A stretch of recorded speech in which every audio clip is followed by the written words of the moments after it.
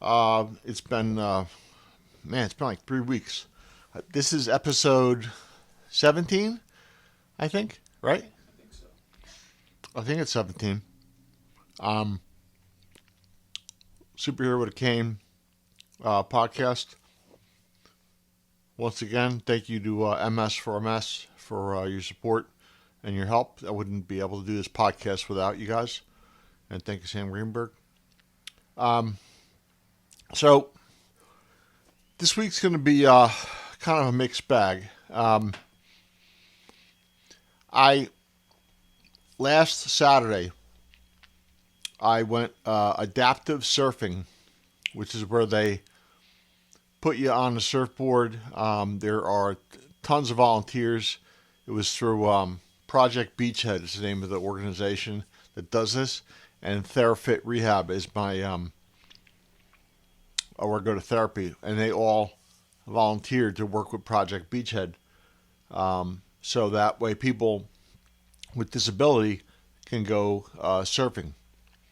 Um, I honestly didn't give it much thought going into it, and the reason I did this was because of my buddy Don Lochran, who was living with primary progressive MS, passed away from complications that the disease passed on to him.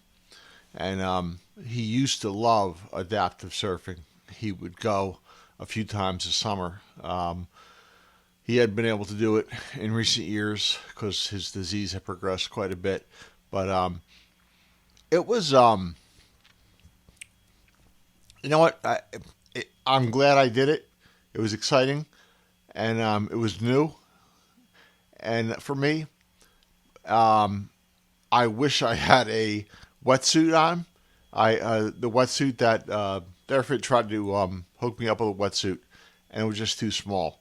So my wife had recommended that we rent one the day before, and I was like, "Nah, I'll be fine." It was a muggy day, hot, but it was not good. I was very cold, and when I get cold, I have a problem with I almost get like a convulsion-like thing. So anyway, the day was great. It was all in honor for me. It was in honor of Donnie Lochran, and for the rest of the volunteers and people with disability that actually went through it, it was a very successful day. So thank you to that. So the thing about it is when one of the things that happen when you're living with multiple sclerosis, and I think it's specific to disease. When you have a certain level of multiple sclerosis, um, you're able to connect with people on a different level. People that are living with some of the same symptoms, some of the same issues that you have, and that was always my thing with Donnie. We certainly had different issues. He was more physically bound. He didn't have the cognitive stuff that I have going on. But we understood. He understood. That when I could talk to him about what the disease does to you, and I got to tell you, this week in particular, and I had a rough day yesterday. Um, I had to go for a MRI, and they made me switch machines because they said the machine wasn't right, and um, I put me in a tube that was very small, and it was extremely tough.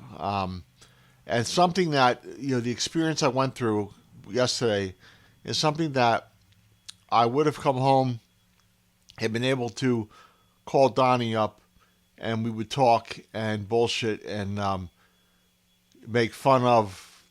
He'd have compassion about what I went through. We would talk about life's issues with MS and progressive MS like we have, and it just made me really miss him yesterday because I went through a tough time, and I really didn't have anybody that truly understood what I was going through, and that's the one person that I would call. And we wouldn't have a bitch fest because he was a positive guy, but we'd be able to bounce things off each other, have logical conversations. And yeah, maybe there was a bit of a bitch fest in there, but it was okay. And we would that's what we would talk about. Um, One of the other things I want to talk about is, and this isn't, I don't know how else to say this, but um, MS, multiple sclerosis, does not kill you. Okay, it's not like you die from multiple sclerosis, but things happen to you, symptoms, issues with your body because of multiple sclerosis that will eventually lead to an unfortunate, untimely way out. So, and that's Donnie had because of multiple sclerosis, he was bedridden, and he was on his back in bed for quite a bit, and because of that, he had something called a twisted colon, and he had to go in for surgery to remove a section of this, and unfortunately, things didn't go well with surgeries, and the poison went throughout his body, and he passed away. So, and this was, again, not directly by multiple sclerosis, but because of something else that multiple sclerosis causes. And I want to go through some things that I personally have experienced that MS has caused. So several years ago, all of a sudden my gallbladder. It was Christmas the day before Christmas, and I had severe pain and in my stomach, and I couldn't figure out why. And next thing I know, several days later, I'm back to the hospital, and my gallbladder was. They said my gallbladder was gangrene, and I looked it up, and unfortunately, it's one of the things that multiple sclerosis can do to you is cause your gallbladder to go bad quickly. So that was one stupid thing. Something else. I have a lot of back pain, and I certainly have issues with. I've had tumors on my spine. I have discs that are crushed. I spent years playing football and lifting weights, and I beat the shit out of myself. And what ended up happening was I have all these other issues that are back pain related. But then MS came, and the pain, because you're deteriorating, your nervous system became much worse. I would go to pain specialists, I went to chiropractors. I went to this Atlas orthogonal chiropractor that was going to help correct, align things, and make things wonderful for me, and nothing worked. So the only thing that worked, or that has taken the edge off, and this also leads to, for me, it was spasticity, difficulty walking. I have I have to put this belt on. I have a power pack in there. I have a spinal cord stimulator. So I had to have a spinal cord stimulator put in my body. They basically, it's through surgery, and they put this device in your spine that sends a signal to different parts of your spine and takes the edge off with pain. It's a vibration type scenario. For me, it was the only thing that helped. I tried many different pain meds and pain specialists, and you go to a pain management doctor, which basically gives you a bunch of medication. So this Medtronic spinal cord stimulator is the one thing that worked for me, and it's something else, besides that you have to deal with that MS causes. And man, I'm trying to think of what else. Gallbladder, spinal cord stimulator, my face. Right now, I have to go to another second specialist. I had trigeminal neuralgia. About 4% of people that have MS get this. and it's severe pain on one side of your face caused by the trigeminal nerve. Um, I got it almost a year ago, over a year ago. I was on a ton of medication, and I eventually had to have a procedure called a rhizotomy, where they go in and they burn the trigeminal nerve to help you with the pain. Well, the pain went away, but now as a result, it's created another issue, which is facial numbness.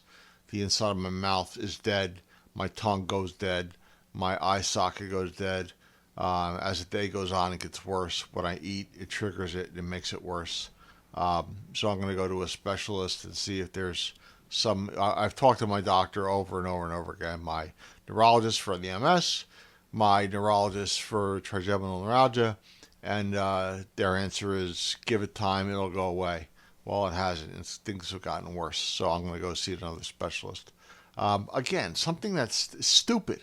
That is not MS, but it's because of the symptoms of MS, it creates an issue for you. So, yeah, that's what I have to get through, and it's up to you to balance all this stuff. You have to. I continue to meditate every day. I continue to stretch every day. I continue to exercise almost every day. I go to physical therapy, occupational therapy. I do all these things regardless, just to try to get through to help deal with the symptoms. It's funny because um, I went and I was watching when I was younger and I was playing football and lifting weights. Every before I would go into camp every year, I would watch movies, and one of the movies I would watch would be Rocky, because for me, I think it's a great story. If you're looking for to pull yourself up by the bootstraps and fight through something, that's for me it's one of those inspirational movies. These days, Rocky, Rudy, those are two movies that make you feel like going and kicking some ass. So that's what I would do. I would go and I would watch these. I would watch movies before I would go into camp before football season started. To kind of pump myself up. It just made me feel good about myself. And it's funny because even when I went into my sales career, the days I was feeling not so great, I would learn to get up and have my Tony Robbins hand clap and give yourself a shot of adrenaline. Well, now that doesn't work. Now it's all about managing symptoms and managing your routine and how you feel with fatigue and cognitive issues and physical issues, and making sure that you get enough rest. And much, much, much, much different than how I would fix myself years ago. I used to fix myself with a boost of energy. Now I fix myself with doing less, managing, and staying with my routine. So I realize this is a little bit all over the place. I don't care. I haven't done a podcast in 3 weeks, and I just kind of want to let everybody know what's going on. So, a dive surfing event went well. Um, I'm managing my crap. I got to go get more clinical trial stuff next week. And I think that's enough as my daughter comes down the stairs. So, I hear her. So, that's where we're at. You going to work? Okay. All right. She's going to work. Out.